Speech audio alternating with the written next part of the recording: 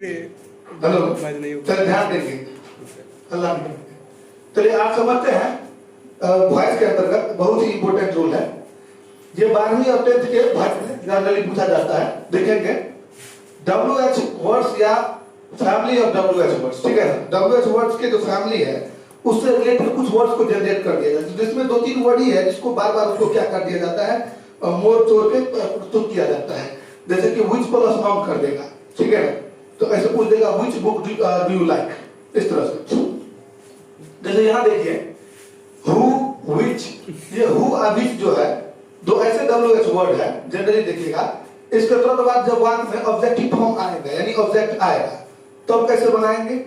और अगर होम और वाट ऑब्जेक्टिव फॉर्म नहीं आएगा, ठीक है ना। अगर होम भी कभी कभी एज ए सब्जेक्ट के रूप में आ जाता है, जबकि हम सबको पता है हु को जब हम बदलते हैं पैसिव में तो बाय होम करते हैं, लेकिन यहाँ पर थोड़ी सी चेंजिंग है, ध्यान रखेंगे।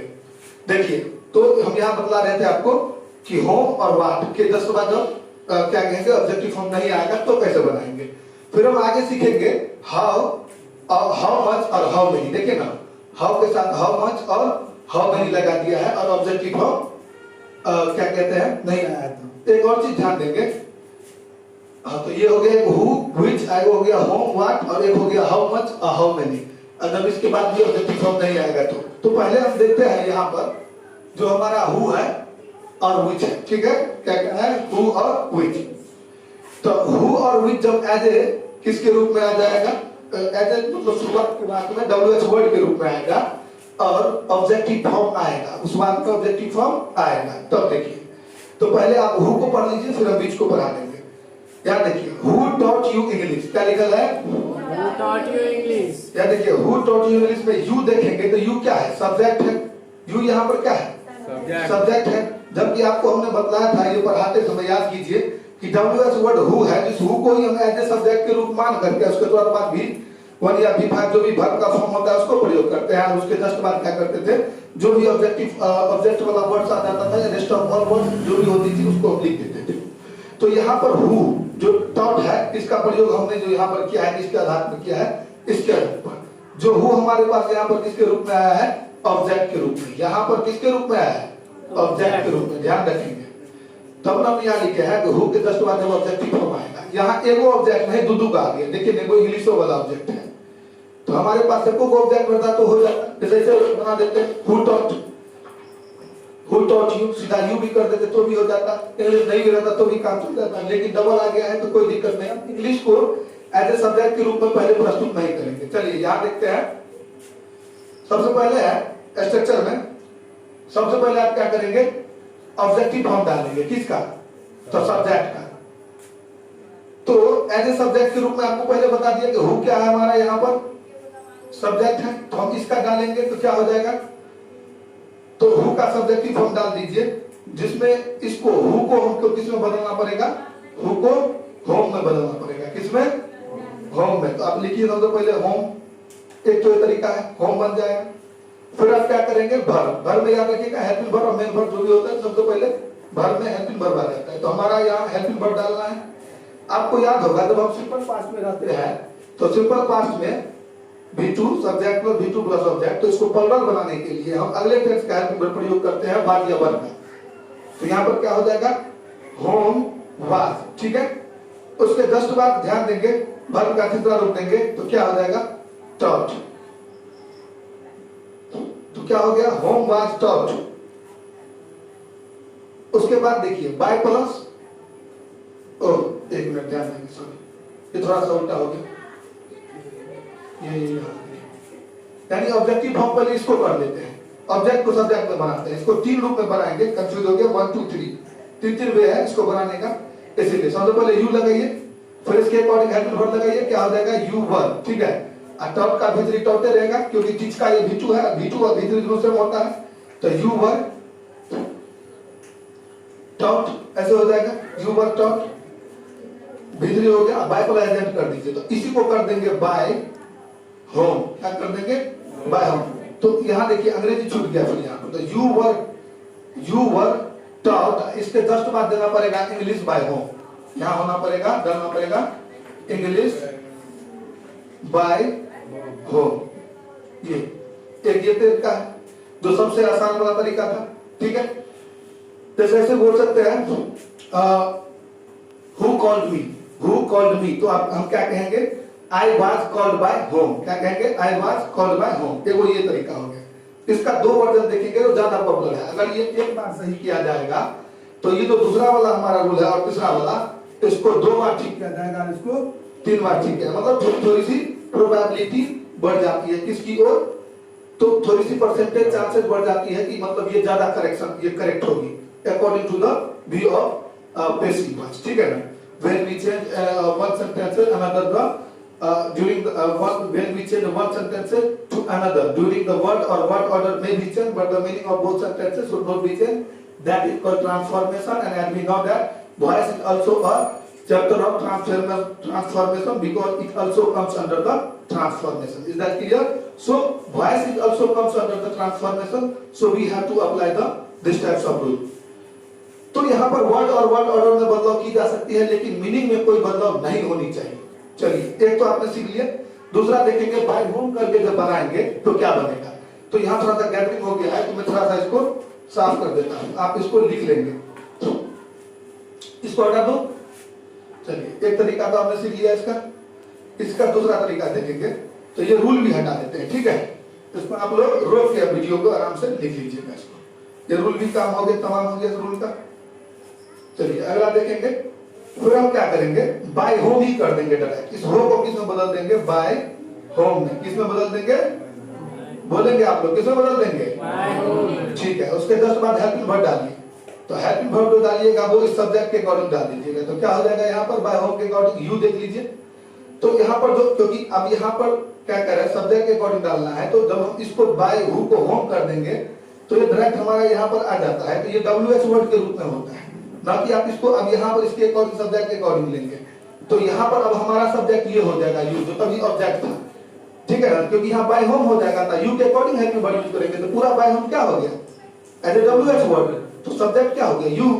तो यू को हम क्या करेंगे, यहाँ पर लिख देंगे, तो क्या हो जाएगा यू। यू के अकॉर्डिंग आपको पता है पास्ट में क्या लग जाता है, वर्ड। तो बाय होम वर्ड यू, आप वर्ब भीतरी डाल दीजिए, क्या हो जाएगा टॉट, फिर क्या डालेंगे, इंग्लिश, लास्ट में क्वेश्चन मार्क। ये देख लीजिए, ये तरीका थोड़ा ज्यादा महत्वपूर्ण है, आज के दिनों में इसका खूब यूज होता है। इससे भी बेहतर देखिए और सेंटेंस को कैसे मरोड़ के रिप्रेजेंट किया जाता है, वो मैं आपको सिखाता हूँ। इसको लिखिए आप लोग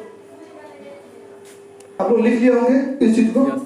तो दूसरा रूल भी हो गया हमारा, तीसरा रूल पर देखते हैं इसको कैसे सोल्व करेंगे। चलिए यहाँ देखिए, इसमें कह रहा है हु का हुए डालना है, सॉरी हु का नहीं, गड़बड़ हो गया, होम कर देंगे, WHOM होम, ठीक है। यहाँ पे करना है होम कर देना है, तो होम कर देते हैं। सबसे पहले लिखिए हु को सीधा बदल दीजिए होम में।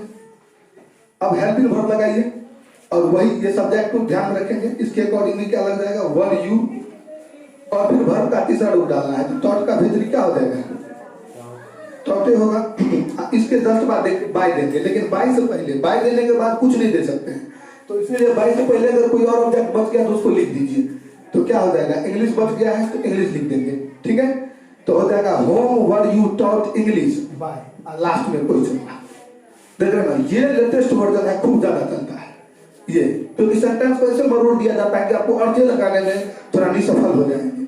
तो इसलिए इसको थोड़ा सा क्या किया जाता है, खूब बढ़िया से रिप्रेजेंट की जाती है।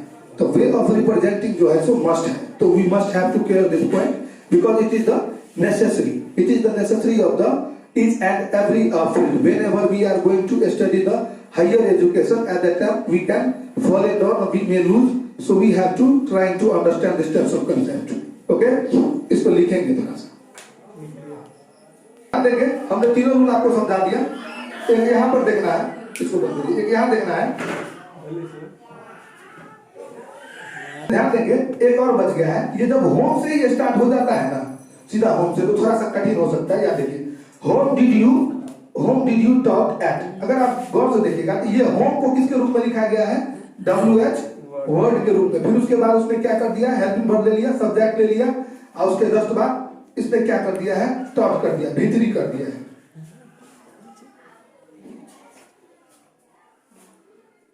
ध्यान देंगे, देखिए सबसे पहले WH वर्ड हो जाएगा यहाँ पर, ठीक है। और उसके बाद देखिए हेल्पिंग वर्ब आ गया है, फिर सब्जेक्ट है और ये लाफ है, LAUGH लाफ है, हमने थर्ड बोल दिया, थोड़ा ध्यान रखेंगे गड़बड़ हो गया तो लाफ है, ये L है।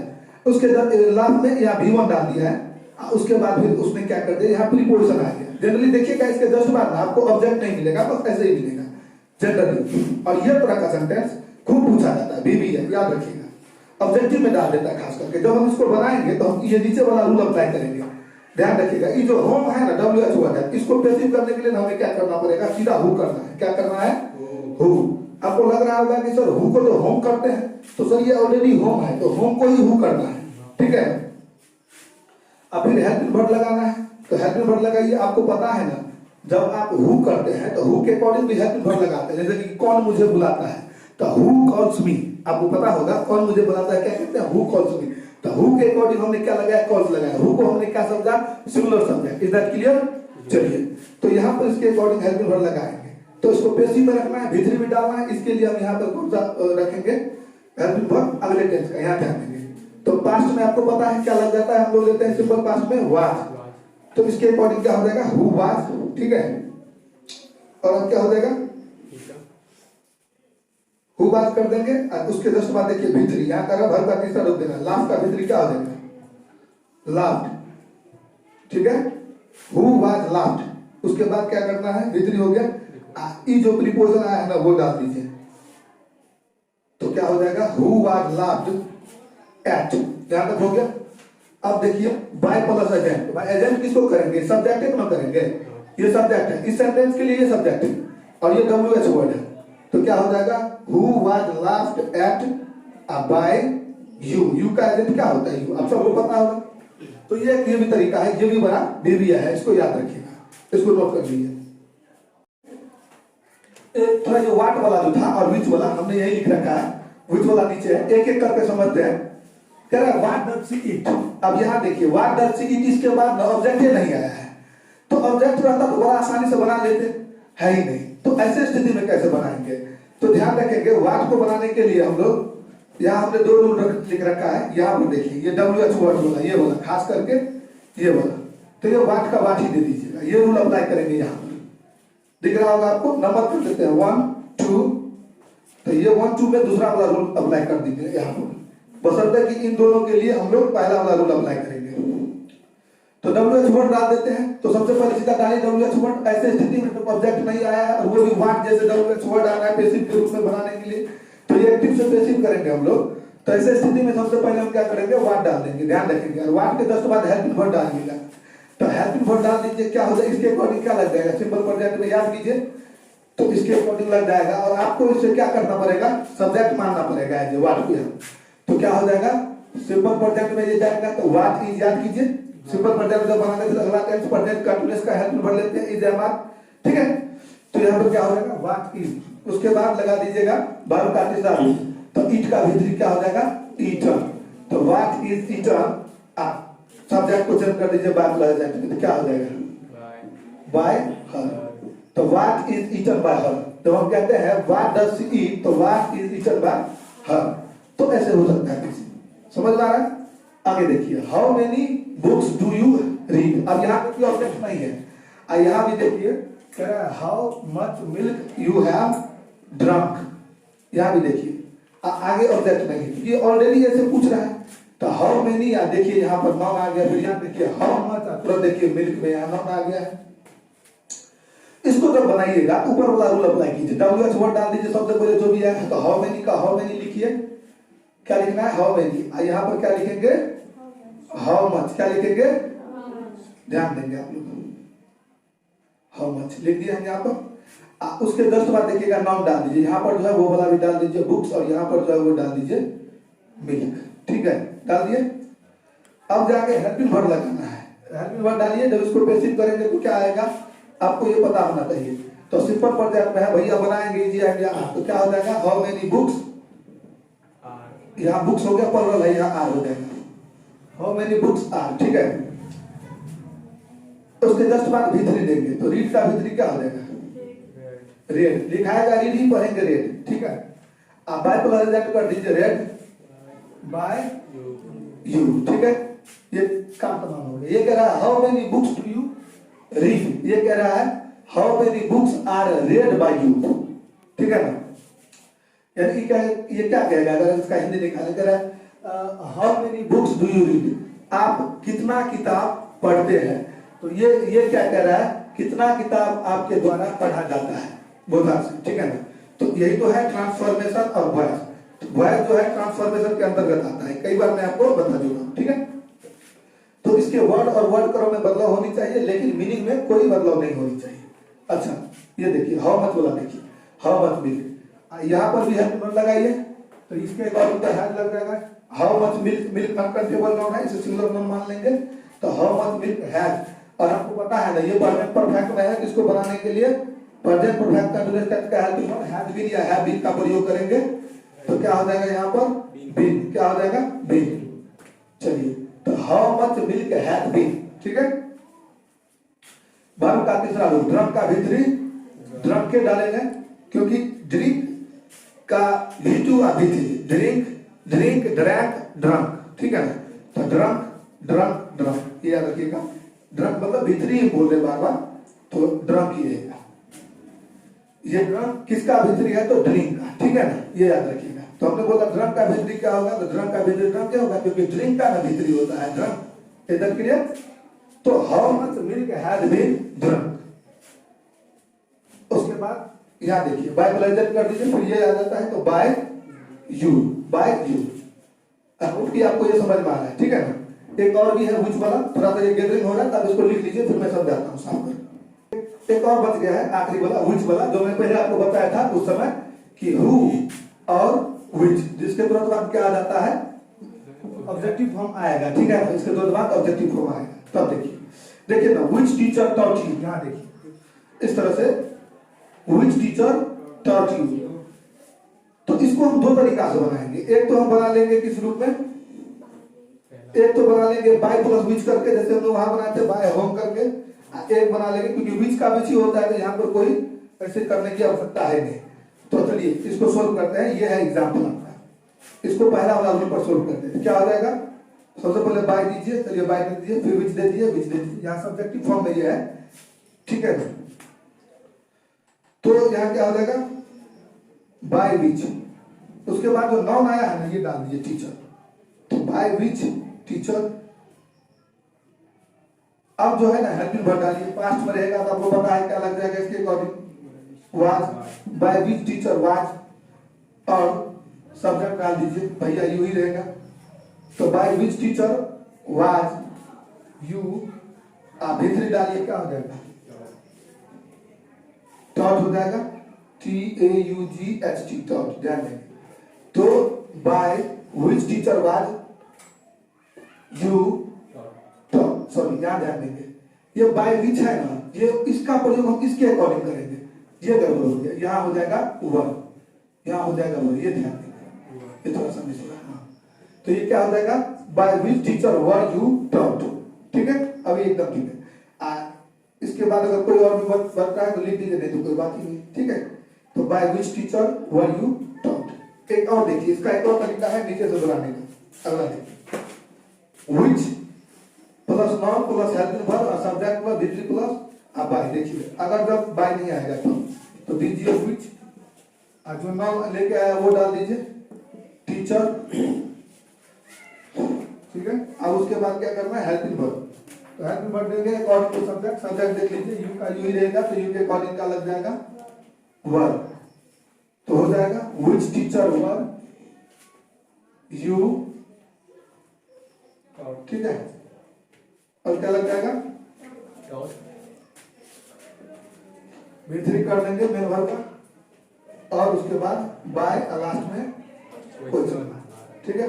इसको लिख लिया होंगे, चलिए ध्यान देंगे, ये आपको समझ में आ गया होगा। तो व्हिच में क्या होता है कि यहाँ देखेंगे, जैसे अभी आपने देखा व्हिच टीचर टॉट यू, तो ये टॉट का प्रयोग अभी इसके सॉरी ये टॉट का प्रयोग अगर हम इसके अकॉर्डिंग करते हैं व्हिच टीचर के अकॉर्डिंग, जबकि ये यहाँ पर ऑब्जेक्टिव फॉर्म है, लेकिन जब इसको यहाँ लिखते हैं ऑब्जेक्ट को किसमें बदल देते हैं एज ए सब्जेक्ट के रूप में, आपको याद करेंगे एज ए सब्जेक्ट के रूप में बदल देते हैं। जबकि किसी हम सब्जेक्ट को आगे चल के अगर एजेंट में लिखते हैं तो हम लिखते हैं बाय प्लस एजेंट, ठीक है ना।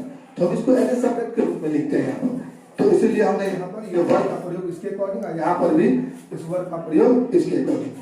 ठीक है, ये आप समझ गए होंगे वॉइस का टाइप। ये लास्ट ही रूल है।